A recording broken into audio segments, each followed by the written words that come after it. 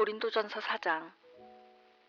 여러분은 아볼로와 내가 하나님의 감추인 비밀을 맡은 그리스도의 일꾼임을 알아야 합니다. 일꾼에게 가장 중요한 것은 주인이 시키는 대로 따르는 것입니다. 그런데 나는 어땠습니까? 충실한 일꾼답게 일해왔다고 여러분은 보십니까? 그러나 여러분이 어떻게 생각하든 또 누가 어떻게 생각하든 나는 그런 것에 개의치 않습니다. 나 자신의 판단도 믿지 않습니다. 내 양심에 조금도 거리끼는 일이 없다고 해서 내가 죄 없는 사람이라고 내세울 생각도 없습니다. 나를 판단하시는 분은 주님이시기 때문입니다. 그러므로 주께서 오시기 전에 어떤 사람이 좋은 일꾼이냐 하는 것을 성급하게 결론짓지 않도록 조심하십시오. 주께서 오시면 모든 것을 밝히 드러내실 것입니다.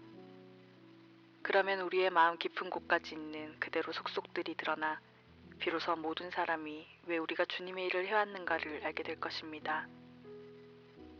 그리고 하나님께서는 우리에게 각자 한 일에 따라 칭찬을 하실 것입니다. 내가 지금까지 아볼로와 나를 예로 들어 설명한 것은 여러분에게 어느 한쪽에 너무 치우치지 말 것을 당부하기 위해서입니다. 하나님께서 세우신 교사들 가운데 어느 특정한 사람만을 지켜 세우는 일을 해서는 안 됩니다. 다만 기록되어 있는 말씀만 잘 지키십시오. 여러분이 무엇을 가지고 그렇게 자만합니까?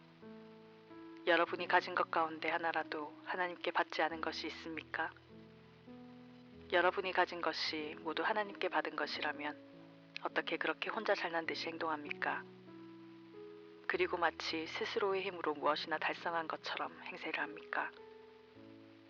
여러분은 이미 자기에게 필요한 음식을 다 가지고 있다고 생각하는 것 같습니다. 여러분은 배가 불렀습니다. 벌써 부자가 되었습니다. 우리를 멀리 뒤에 제쳐놓고 돈 많은 왕이 되어 왕자에 파묻혀 있습니다. 여러분이 참으로 왕자에 앉아 있는 것이라면 얼마나 좋겠습니까?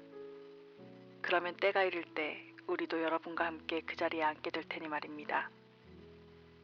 때때로 나는 이런 생각이 듭니다. 하나님께서 우리 사도들을 곧 사형당할 죄인같이 여기시고 그들 가운데서도 맨 끝에 끌어내 세상 사람들과 천사들 앞에 구경거리가 되게 하셨다고 말입니다. 그리스도가 우리를 어리석은 자로 만들었다고 여러분은 말합니다. 그렇게 말하는 여러분이야 물론 매우 현명하고 지각이 있는 그리스도인이겠지요. 우리는 약하지만 여러분은 그렇지 않을 것입니다. 여러분은 평판이 좋지만 우리는 조롱거리에 불과합니다.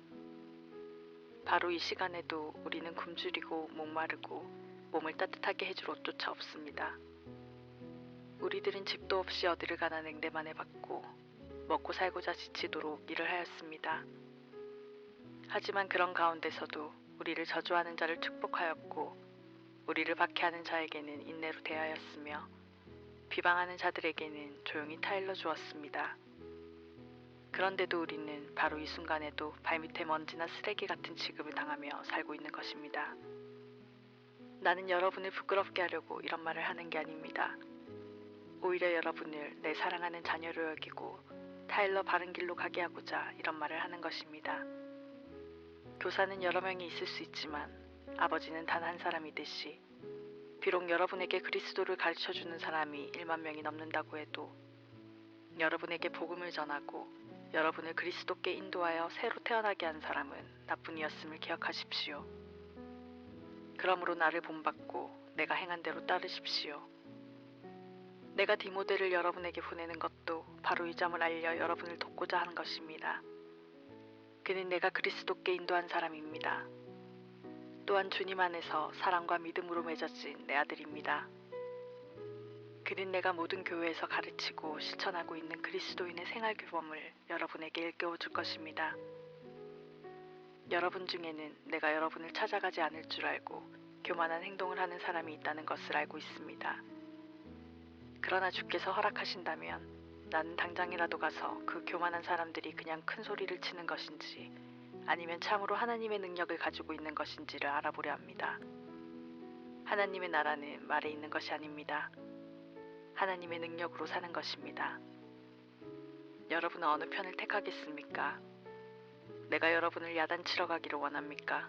아니면 사랑과 온유한 마음을 나누러 가기를 원합니까? 고린도전서 5장.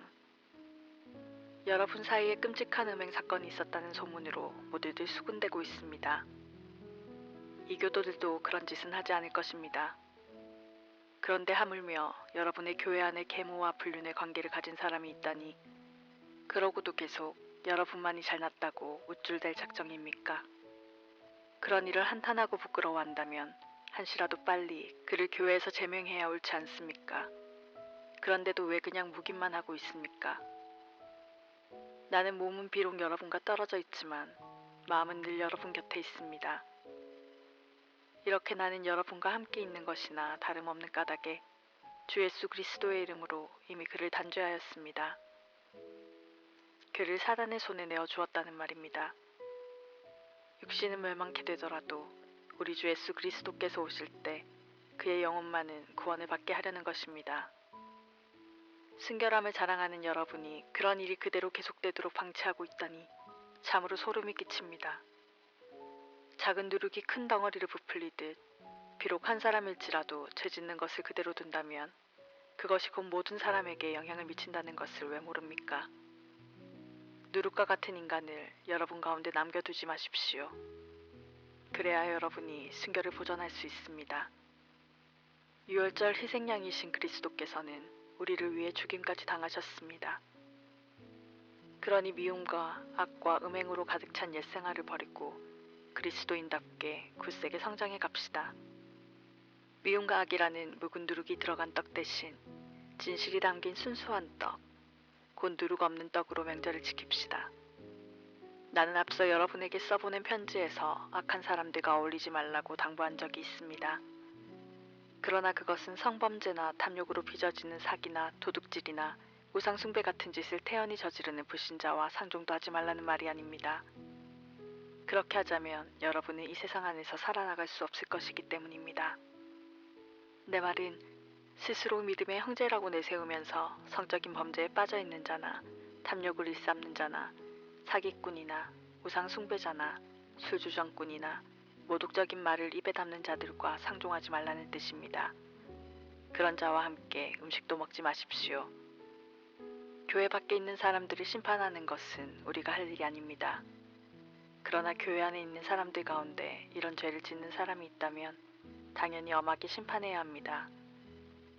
교회 밖에 있는 사람들을 심판하는 것은 하나님께 맡겨두십시오.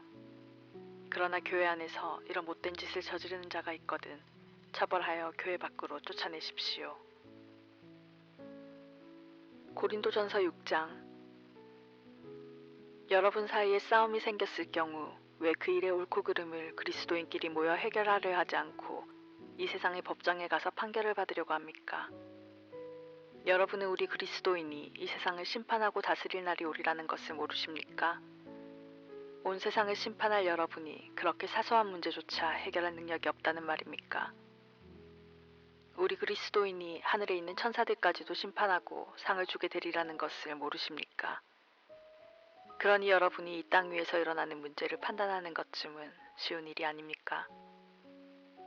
그런데 왜 그리스도인도 아닌 재판관을 찾아간단 말입니까? 여러분은 수치를 느껴야 합니다. 도대체 교회 안에는 이런 논쟁을 해결할 만한 지혜 있는 사람이 한 사람도 없습니까? 그래서 그리스도인이 같은 그리스도인 형제를 고소하고 또 그 문제를 믿지 않는 사람 앞에까지 두고 가는 것입니까? 도대체 이렇게 서로 고소하는 것 자체가 그리스도인인 여러분에게는 이미 패배인 줄을 왜 모릅니까? 억울한 일을 당하거든 그대로 달게 받아들이십시오. 차라리 남에게 속는 편이 주께 영광을 돌리는 일이 될 것입니다. 그런데 이제는 여러분 스스로 나쁜 짓을 일삼아 하고 다른 사람을 속여 빼앗습니다. 심지어 교우들에게까지 그렇게 하고 있습니다. 이런 짓을 하는 자들은 하나님 나라를 차지하지 못한다는 것을 여러분은 모르십니까? 스스로 어리석은 자가 되지 마십시오. 부도덕한 생활을 하는 자나 우상숭배자나 간음하는 자나 여자를 탐하거나 동성끼리 성관계를 하는 자는 하나님 나라를 차지할 수 없습니다. 도둑이나 탐욕을 부리는 자나 술주정꾼이나 남을 비방하는 자나 강도도 마찬가지입니다. 여러분 중에도 그런 과거를 가진 사람이 있었습니다. 그러나 지금은 주 예수 그리스도와 하나님의 성령으로 죄가 씻겨지고 거룩해져 하나님께서 의롭다고 인정하는 사람이 되었습니다. 우리에게나 그리스도께서 금하신 것 외에 원하는 것은 무엇이나 할 수 있는 자유가 있습니다. 그러나 그 중에는 유익하지 않은 것이 종종 있으므로 비록 허락된 일일지라도 쉽게 빠져나올 수 없도록 우리를 유혹하는 일이라면 거절할 것입니다. 먹는 문제를 예로 들어봅시다. 하나님께서는 음식을 먹도록 식욕을 주시고 그것을 소화시키도록 위장을 주셨습니다. 그렇다고 해서 필요 이상으로 먹어도 된다는 말은 아닙니다. 다만 먹는 것을 중요한 일인 것처럼 생각해서는 안 된다는 것입니다. 언젠가는 하나님께서 위장도 음식도 다 없애버리실 날이 올 것이기 때문입니다. 성적인 범죄는 절대로 용납할 수 없습니다. 우리 몸은 음행하라고 만들어진 것이 아니라 주님을 섬기라고 만들어진 것입니다. 그리고 주께서는 우리 몸을 보살펴 주십니다. 하나님께서는 주 예수 그리스도를 다시 살리신 것과 같은 능력으로 우리의 몸도 죽은 자 가운데서 다시 살리려고 하십니다. 여러분의 몸은 그리스도의 지체이며 그리스도의 몸의 일부가 된다는 것을 알지 못합니까? 그런데 그리스도의 지체를 매춘부와 한 몸이 되게 해서야 되겠습니까? 절대로 그럴 수 없습니다. 만일 누가 매춘부와 한 몸이 된다면 매춘부는 그 사람의 일부가 되고 그 사람은 매춘부의 일부가 되어버린다는 것을 왜 모른단 말입니까? 하나님께서는 성경에서 이미 두 사람이 한 몸이 될 것이다 라고 말씀하셨습니다. 그러니 만일 여러분이 자기 자신을 주께 바친다면 여러분은 그리스도와 한 몸이 되는 것입니다. 성적인 범죄를 멀리하라고 하는 이유가 바로 여기 있습니다. 이것보다 더 몸에 영향을 미치는 죄는 달리 없습니다. 여러분이 이 죄를 지을 때는 여러분 자신의 몸에 죄를 짓는 것입니다. 여러분의 몸은 하나님께서 여러분에게 주신 성령의 집이며 성령께서 여러분 안에 살고 계신다는 것을 아직 모르십니까? 여러분의 몸은 여러분의 것이 아닙니다. 왜냐하면 하나님께서 비싼 대가를 치르고 여러분을 사셨기 때문입니다. 그러므로 여러분의 몸을 하나님께 영광을 돌리는 데 사용하십시오. 여러분의 몸의 주인은 하나님이십니다. 고린도전서 7장. 이제 여러분이 지난번 편지에 적어보낸 질문들에 대해서 대답하겠습니다. 만일 여러분이 결혼하지 않았다면 그것은 잘한 일입니다. 그러나 보통의 경우는 결혼하는 편이 더 좋습니다. 남자는 아내를 맞이하십시오. 여자도 남편을 맞이하십시오. 그렇지 않으면 음행의 죄에 빠질 위험이 있기 때문입니다. 남편은 아내에게 남편으로서의 의무를 다해야 합니다. 아내도 마찬가지로 남편에게 아내로서의 의무를 다해야 합니다. 아내나 남편은 이미 자기 몸을 자기 마음대로 할 권리가 없습니다. 아내의 몸에 대한 권리는 남편에게 있고 남편의 몸에 대한 권리는 아내에게 있기 때문입니다. 그러므로 서로 몸을 거절해서는 안 됩니다. 다만 자신을 바쳐서 전심으로 기도하기 위해 두 사람이 합의해서 일정한 기간 동안 부부관계를 갖지 않는 것은 상관없습니다. 그러나 자제력이 약하여 사단의 유혹을 받을지도 모르니 그 기간이 지나면 두 사람은 다시 결합할 것을 충고합니다. 나는 여러분이 반드시 결혼해야 한다고 말하고 있는 것은 아닙니다. 만일 결혼하고 싶거든 해도 좋다는 것입니다. 나는 누구나 나처럼 결혼하지 않고 지내기를 원합니다. 그러나 우리는 다 똑같진 않습니다. 하나님께서 주신 은사는 사람마다 달라 결혼하여 사는 사람도 있고 또 결혼하지 않고 행복하게 사는 사람도 있습니다. 그러므로 나는 결혼하지 않은 사람과 가부들에게 충고합니다. 만일 여러분이 나처럼 그대로 지낼 수 있거든 결혼하지 말고 그대로 지내십시오. 그러나 만일 자신을 자제할 수 없거든 사슴치 말고 결혼하십시오. 정욕이 불같이 타는 것보다는 결혼하는 것이 낫습니다. 이제 결혼한 사람들에게 말합니다. 이것은 충고가 아니라 명령입니다. 이 명령은 내가 하는 것이 아니라 주께서 친히 하시는 것입니다. 아내는 남편과 헤어져서는 안 됩니다. 그러나 만일 남편과 헤어졌다면 그대로 혼자 지내든지 아니면 남편에게 돌아가십시오. 그리고 남편도 아내를 버리면 안 됩니다. 여기서 나는 주께서 직접 명령하신 것은 아니지만 내 스스로 옳다고 생각한 것을 몇 가지 덧붙여 말하겠습니다. 만일 어떤 그리스도인이 그리스도인이 아닌 아내와 살고 있을 때 그 아내가 남편과 함께 살기를 원하는 한 그 아내를 쫓아보내거나 이혼해서는 안 됩니다.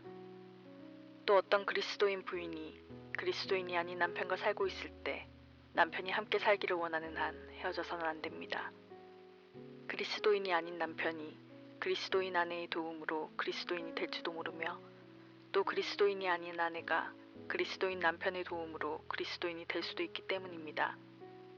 그렇지 않고 만일 가족이 뿔뿔이 헤어진다면 그 자녀들마저 주님을 알 수 있는 기회를 잃고 맙니다.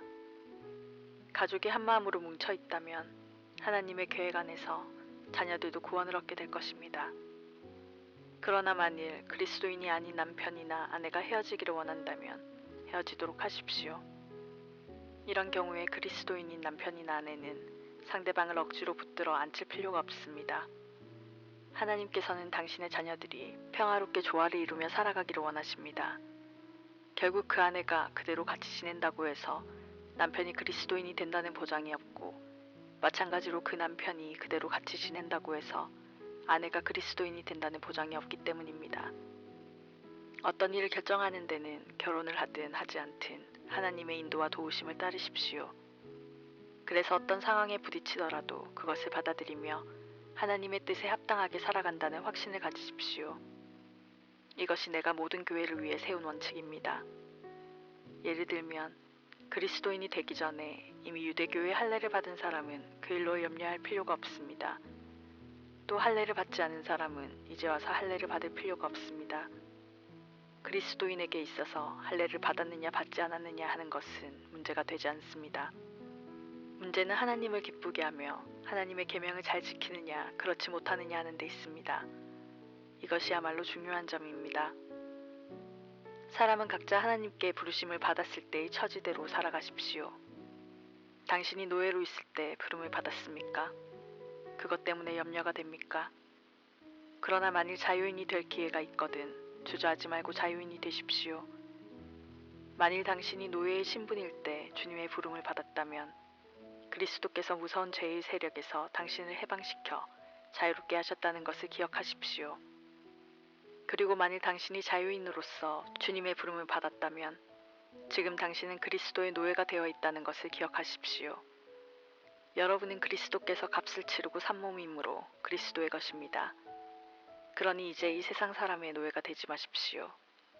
사랑하는 형제들이여, 그리스도인이 되던 당시의 처지가 어떠하였든 부름을 받은 그대로 하나님과 함께 살아가십시오.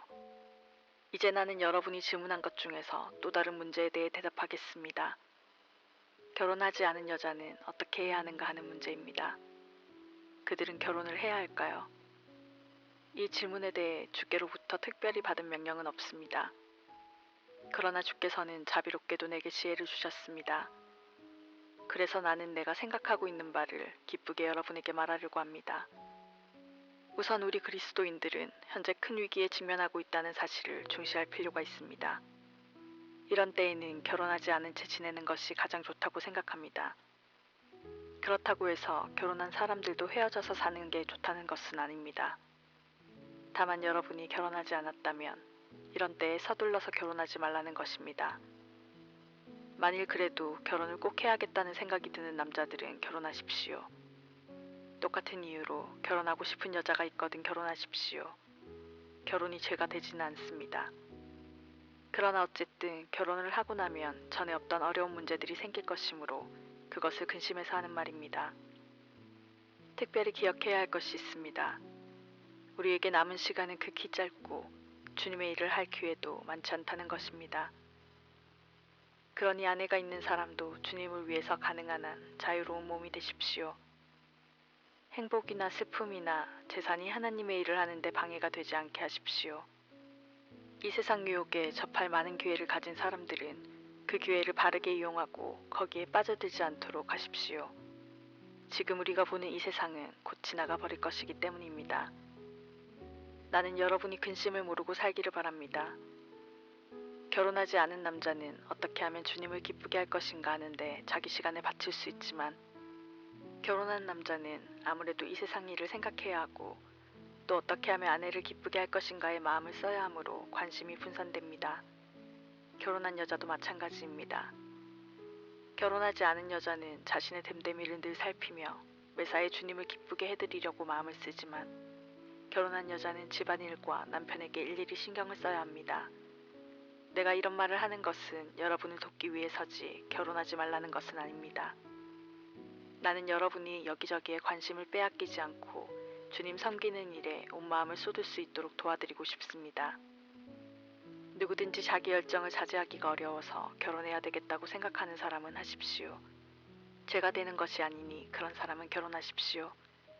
그러나 만일 어떤 사람이 결혼하지 않고도 지낼 수 있는 의지력이 있고 또 결혼할 필요도 없고 결혼을 원하지도 않는다면 그의 결심도 훌륭합니다.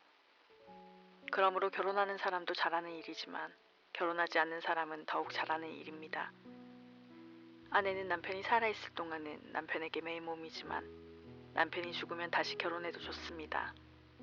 그러나 반드시 그리스도인과 결혼하십시오. 하지만 내 생각으로는 가능하다면 결혼하지 않고 지내는 편이 더 행복할 것 같습니다. 이 말은 하나님의 영께서 여러분에게 전하라고 하신 말씀입니다. 고린도전서 8장.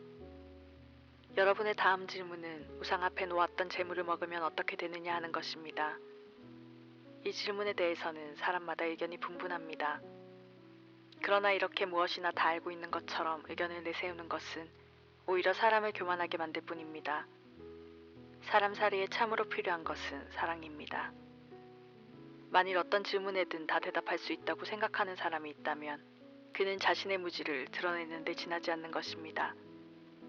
그러나 진정으로 하나님을 사랑하면 하나님께서도 그를 알아주십니다. 그러면 이제 우상 앞에 놓았던 고기를 먹어도 되는지를 생각해 봅시다. 우리는 모두 우상은 실제로 존재하는 신이 아니고 하나님 한 분만이 유일한 신인 줄을 알고 있습니다. 어떤 사람은 하늘과 땅에 위대한 신들이 많이 있다고 주장하지만 우리는 아버지 되시는 하나님 한 분뿐이라는 것을 알고 있습니다. 그분은 만물을 창조하셨고 우리를 그분의 것으로 창조하셨습니다. 또 우리 주님은 예수 그리스도 한 분이 계실 뿐이며 그분은 모든 것을 지으시고 우리에게 생명을 주신다는 것을 알고 있습니다. 그러나 이것을 모르는 그리스도인들도 있습니다. 그래서 그들은 우상을 살아있는 신으로 알고서 그 우상에게 바친 음식을 먹게 되면 마음에 걸리고 약한 양심이 상처를 받습니다. 그러나 하나님께서는 여러분이 그것을 먹든 먹지 않든 상관하시지 않습니다. 우리가 그것을 먹지 않는다고 해서 더 나빠지는 것도 없고 먹는다고 해서 더 나아질 것도 없습니다. 다만 여러분은 아무리 그것을 부담 없이 먹을 수 있는 자유가 있다 하더라도 여러분보다 믿음이 약한 형제들에게 죄를 짓게 하는 일은 없도록 조심하라는 것입니다. 가령 우상 앞에 놓았던 재물은 먹어도 괜찮다는 것을 알고 있는 여러분이 신전 식당에서 음식을 먹고 있었다고 칩시다. 그때 그것을 먹어서는 안 된다고 생각하는 사람이 보았다면 어떻게 되겠습니까? 그 사람은 여전히 속으로는 그것이 나쁘다고 생각하면서도 대담해져서 결국 그것을 먹게 될 것입니다. 그렇게 되면 여러분의 자유스러운 행위가 믿음이 약한 형제에게 상처를 입히는 셈이 되지 않겠습니까? 그리스도께서는 그 형제를 위해서도 죽으셨습니다. 그러므로 어떤 행위를 나쁘다고 생각하고 있는 형제가 여러분의 행동에 자극을 받아 그런 행동을 한다면 여러분은 그 형제에게뿐만 아니라 그리스도께도 죄를 짓는 셈이 됩니다. 만일 우상 앞에 놓았던 고기를 먹는 것 때문에 형제에게 죄를 짓게 한다면 나는 차라리 일생 동안 그것을 먹지 않겠습니다. 형제를 죄에 빠뜨릴 수 없기 때문입니다. 고린도전서 9장. 내가 자유인이 아닙니까? 내가 사도가 아니란 말입니까? 내가 우리 주 예수를 보지 못했다는 말입니까? 여러분의 삶이 변화된 것도 내가 주님을 위해서 열심히 일한 결과가 아닙니까? 비록 다른 사람들은 나를 사도라고 생각하지 않더라도 여러분은 내가 분명히 사도라는 것을 알 것입니다. 여러분은 나를 통해서 그리스도의 사람이 되었기 때문입니다. 나를 힐난하는 사람들에게 묻겠습니다. 도대체 내게는 아무런 권리도 없다는 말입니까? 다른 사도들처럼 여러분의 집에서 손님으로 대접받을 권리가 없다는 말입니까? 만일 내게 그리스도인 아내가 있다면 다른 제자들이나 주님의 형제나 게바처럼 아내를 데리고 여행을 다닐 수도 있는 게 아닙니까? 왜 여러분은 다른 사도들에게는 생활비를 주면서 바나바와 나만은 생계를 위해 계속 일을 하게 합니까? 자기가 비용을 써가면서 군대 생활을 하는 사람이 도대체 어디 있습니까? 농사를 지어 출수를 한 농부가 그 곡식을 먹을 리가 없다는 얘기를 들어본 적이 있습니까? 양이나 염소를 먹이는 목자가 그 젖을 먹을 권리가 없습니까? 나는 단순히 인간의 관점에서 권리가 있느니 없느니 하는 얘기를 하는 것이 아닙니다. 율법의 말씀을 두고 하는 말입니다. 하나님께서는 모세에게 주신 율법 중에서 타작마당에서 일하는 소에게 망을 씌우지 말라고 말씀하셨습니다. 하나님의 이 말씀이 단순히 소만 생각하고 하신 말씀이겠습니까? 그것은 두말할 것도 없이 우리를 두고 하신 말씀이 아니겠습니까? 그리스도인 일꾼들이 일을 한 대가로 사람들에게서 보수를 받는 것은 당연하다는 것을 보여주신 것입니다. 밥 깔고 타작하는 사람이 추수한 몫을 기대하는 것은 당연합니다. 우리는 여러분에게 영적인 씨를 심었습니다. 그러니 그 보상으로 먹을 것과 입을 것을 요구한다고 해서 지나친 일이겠습니까? 다른 설교자들도 그들의 권리를 내세워 여러분에게 그런 요구를 하는데 하물며 우리에게 그럴 권리가 없겠습니까? 그러나 우리는 한 번도 이런 권리를 내세우지 않고 모든 것을 여러분의 도움 없이 스스로 일해서 충당하였습니다. 혹시 그런 폐를 끼쳤다가 여러분의 관심이 우리가 전한 그리스도의 복음에서 멀어질까 염려한 때문입니다. 하나님께서는 성전에서 일하는 사람들에게 말씀하십니다. 당신께 드린 음식일지라도 얼마가는 필요에 따라 가져도 된다고 말입니다. 하나님의 제단에서 일하는 사람에게 주께 바친 제물의 분깃을 나누어 주신 것입니다. 주께서는 또 복음을 전하는 사람들은 그 복음을 듣는 사람들로부터 생활비를 얻는 것이 당연하다고 하셨습니다. 그러나 나는 여러분에게 동전 한 푼 요구한 일이 없습니다. 또 지금부터라도 그렇게 했으면 좋겠다는 뜻으로 이런 말을 하는 것도 아닙니다. 사실 나는 여러분에게 무상으로 복음을 전할 때 얻는 기쁨을 잃어버리기보다는 차라리 굶어 죽는 편이 나을 것입니다. 복음을 전한다 해서 내게 어떤 특별한 명예가 주어지는 것도 아닙니다.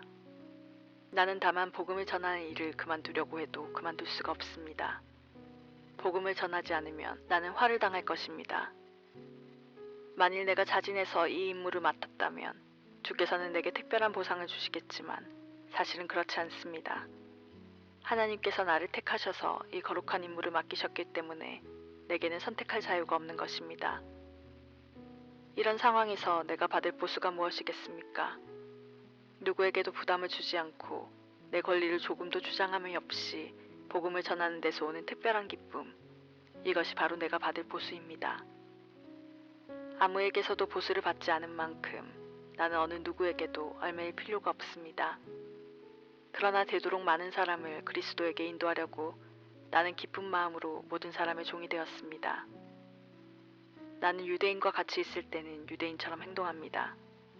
그들에게 복음을 전하여 그리스도에게 인도하기 위해서입니다. 유대교의 관습과 의식을 따르는 이들과 같이 있을 때는 그들의 의식에 동참할 수는 없지만 그렇다고 논쟁도 하지 않습니다. 그들을 돕고 싶기 때문입니다. 이방인들과 같이 있을 때도 될 수 있는 한 그들과 잘 어울리려 노력합니다. 물론 그리스도인으로서 정당한 일은 반드시 하면서 말입니다. 그렇게 하다 보면 그들의 신뢰를 얻게 되어 결국 그들을 돕는 좋은 결과를 가져옵니다. 사소한 일에도 괴로워하는 사람들과 같이 있을 때는 내가 다 아는 것처럼 나서거나 그들을 어리석다고 탓하지 않고 그들 스스로 깨우치게 하여 나의 도움을 기쁨으로 받아들이게 합니다. 그렇습니다. 내가 어떤 사람이든 그들과 같은 입장에 서려고 애쓰는 것은 그들이 자진해서 그리스도에 관한 이야기를 듣기를 청하게 해서 그리스도께 구원을 받도록 하려는 것입니다. 이 모든 것은 그들과 함께 복음을 나누려는 것입니다. 경주를 할 때 모든 사람이 다 같이 달리지만 1등상을 받는 사람은 한 사람뿐입니다. 그러니 여러분도 경주에 이기도록 달리십시오. 우승을 하려면 달리는데 온 힘을 쏟기 위해서 모든 것을 절제해야 합니다. 운동선수는 금메달이나 우승컵을 얻으려고 모든 어려움을 극복하고 맹훈련을 하지만 우리는 결코 사라지지 않는 하늘의 상을 얻으려고 그렇게 애쓰는 것입니다. 나는 결승점을 향하여 한눈 팔지 않고 전력을 다해 달리며 이기기 위해 싸웁니다. 결코 장난삼아 달리지 않습니다. 운동선수처럼 나는 내 몸을 엄격히 단련합니다. 내 멋대로가 아니라 마땅히 할 일을 해낼 수 있도록 훈련합니다. 그렇게 하지 않으면 다른 사람들을 경기에 참가시켜 놓고 나 자신은 실격자가 되어 퇴장 명령을 받을지도 모르기 때문입니다.